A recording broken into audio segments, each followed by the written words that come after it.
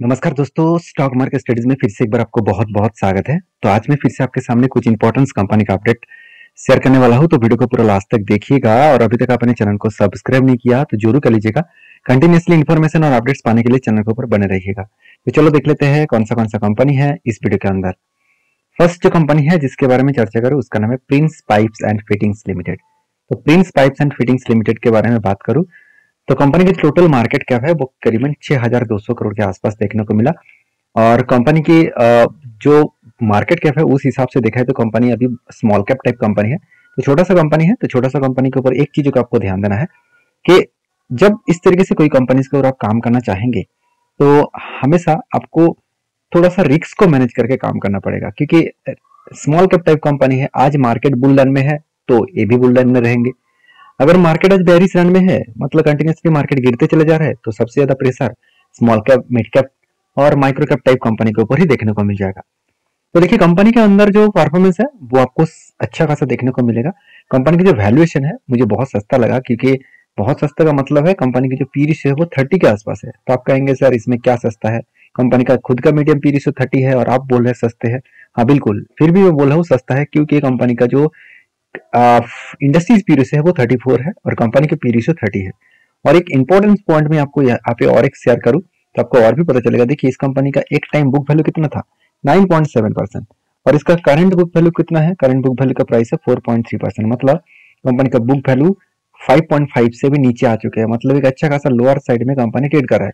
तो यहाँ से रीबैक करने का कोशिश वो जरूर करेंगे, मतलब करने का चांसेस बहुत ज्यादा हाई है। और यहाँ पे अगर मैं क्वार्टरली रिजल्ट को भी देखूं तो कंपनी के जो सेल्स है वो थोड़ा सा सेल्स डाउन हुआ है, उतना खराब भी रिजल्ट नहीं हुआ।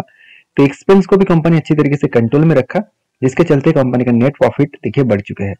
तो सेल्स कम हुआ तो क्या हुआ, अल्टीमेटली कंपनी का नेट प्रॉफिट देखना है, क्या सही में प्रॉफिट में ग्रोथ हो रहा है। अगर प्रॉफिट ग्रोथ हो रहा है तो कोई बात नहीं। देखिए कुछ कंपनी ऐसे होते हैं जैसे मारुति, मारुति क्वांटिटी के ऊपर काम करते हैं, मतलब वो क्वार्टरली, मतलब वो एक क्वांटिटी नहीं, वो ज्यादा क्वांटिटी को बेचकर प्रॉफिट कमाता है।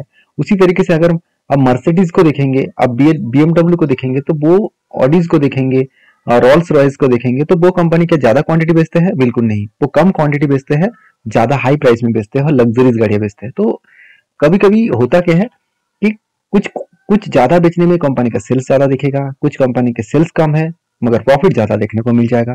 तो यही तरीके से सिचुएशन आपको देखने को मिल जाते हैं।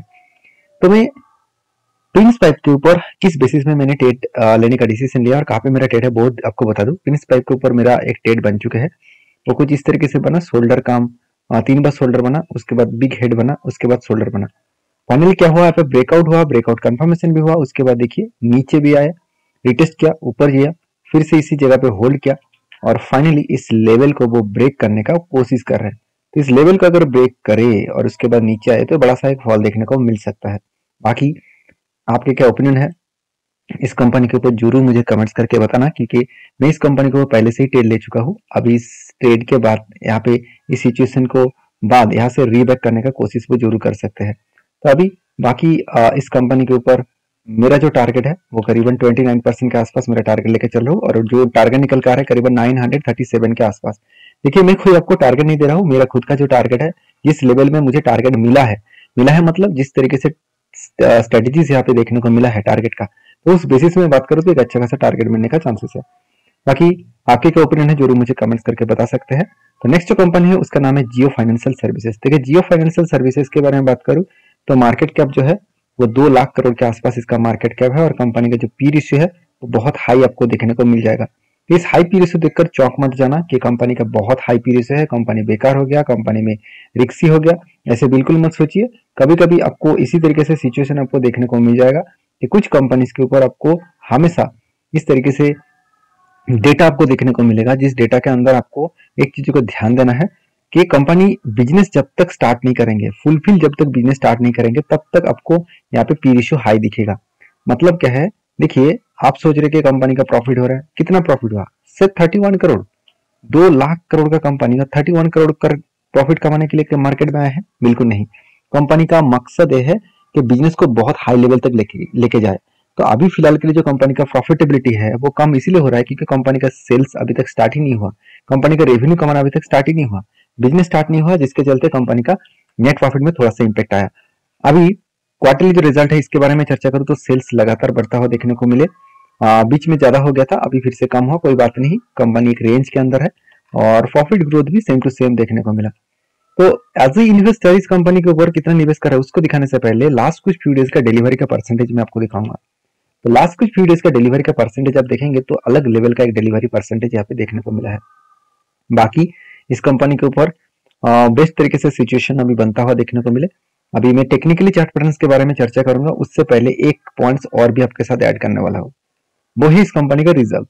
अगर रिजर्व देखेंगे तो 1,14,000 करोड़ के आसपास रिजर्व था, अभी कितना रिजर्व है 1,09,000 करोड़ के आसपास। मतलब कंपनी का जो टोटल रिजर्व है उसके बारे में चर्चा करूँ तो कंपनी का जो रिजर्व देखने को मिला ऑब्वियसली बहुत शानदार रिजर्व है।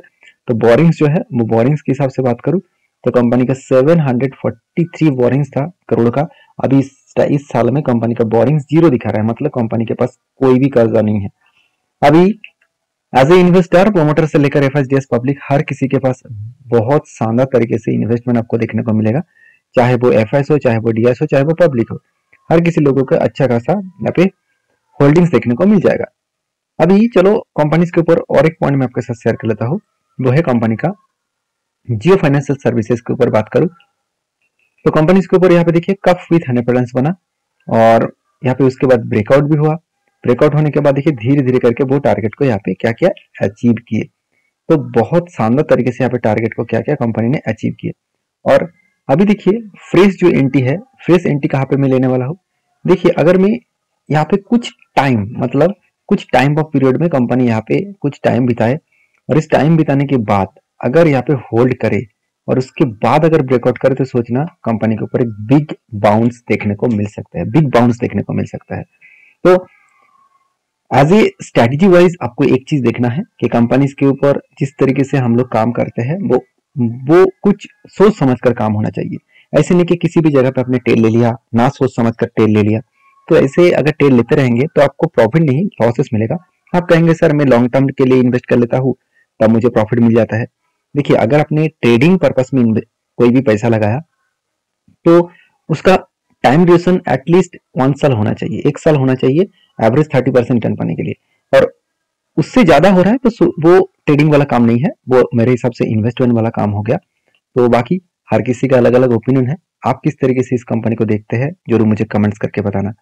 नेक्स्ट जो कंपनी है उसका नाम है बजाज फाइनेंस। देखिए बजाज फाइनेंस इंडिया के सबसे बड़े एनबीएफसी है। अभी देखिए जिस तरीके से बातचीत चल रहा है कि बजाज फाइनेंस को टक्कर दे सकता है कौन, रिलायंस जियो। तो रिलायंस का जो जियो फाइनेंस है वो बजाज फाइनेंस को टक्कर दे सकते हैं, ऑब्वियसली दे सकते हैं, कोई बात नहीं, क्योंकि जब मार्केट में लिस्टिंग हुआ था तब 1 लाख करोड़ का मार्केट कैप था, आज 2 लाख करोड़ बन चुके हैं।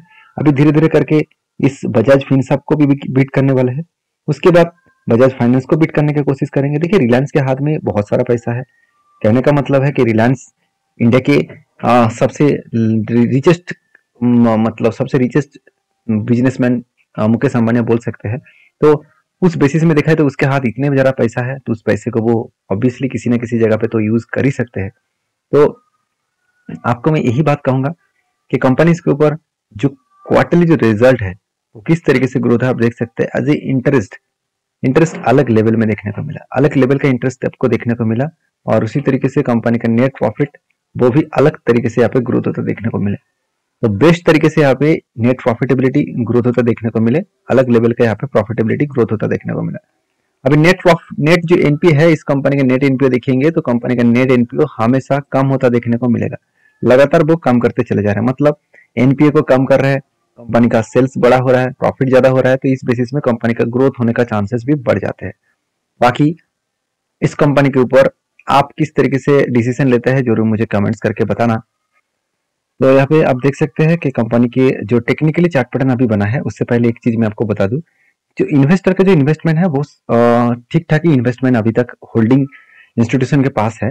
और एक चीज मैं और भी आपके साथ शेयर करूं वो बहुत इंपॉर्टेंस है, वो है कंपनी के ऊपर डिलीवरी परसेंटेज। तो लास्ट कुछ फ्यू डेज में देखा है तो कंपनी 50 to 60% के आसपास डिलीवरी का परसेंटेज आपको देखने को मिला, मतलब बेस्ट तरीके से एक डिलीवरी का परसेंटेज यहाँ पे देखने को मिला है। इस बेसिस में देखा है तो कंपनी में यहाँ पे ग्रोथ होने का चांसेस आपको अच्छा खासा देखने को मिलेगा। बाकी आपके क्या ओपिनियन है इस कंपनी के ऊपर जरूर कमेंट्स करना, क्योंकि बजाज फाइनेंस के ऊपर मेरा जो ट्रेड अभी बनने वाले थे, तो अभी तक नहीं बना क्योंकि यहाँ पे एक ब्रेकआउट हुआ, उसके बाद मुझे चाहिए था इसके ऊपर एक क्लोजिंग, तो ब्रेकआउट क्लोजिंग नहीं हुआ, उसके बाद बिग फॉल हो गया। तो इसलिए पहले वाला जो पैटर्न बना था, जो शोल्डर कम हेड कम शोल्डर बना था, तो इस पैटर्न को मैं यूज नहीं करूंगा, क्योंकि इस पैटर्न तब यूज करूंगा जब पैटर्न कंप्लीट हो। तो मुझे नहीं लग रहा वो पैटर्न कंप्लीट इतना आसानी से होगा, क्योंकि जिस तरीके से फॉल देखने को मिला है, यहाँ पे जो सिचुएशन बना है वो लोअर लो बनते चले जा रहे हैं, वो लोअर लो बनते चले जा रहे हैं। इसका मतलब करेक्शन होकर वो यहाँ पे जो रेंज है 5530 रुपीज के आसपास, इस लेवल तक आने का वो कोशिश करेंगे। बाकी आप समझदार है, इस कंपनी के ऊपर किस बेसिस में आप ट्रेड लिया है, किस बेसिस में आप काम कर रहे हैं, जरूर मुझे कमेंट्स करके बताना। मेरे तरफ से सारी इन्फॉर्मेशन एज एजुकेशन पर्पस में है, कोई भी बाय एंड सेल का रिकमेंडेशन नहीं है। काम करना है तो सारी चीजों को समझकर सोचकर काम करिए। तो मिलते हैं नेक्स्ट वीडियो में, तब तक के लिए धन्यवाद।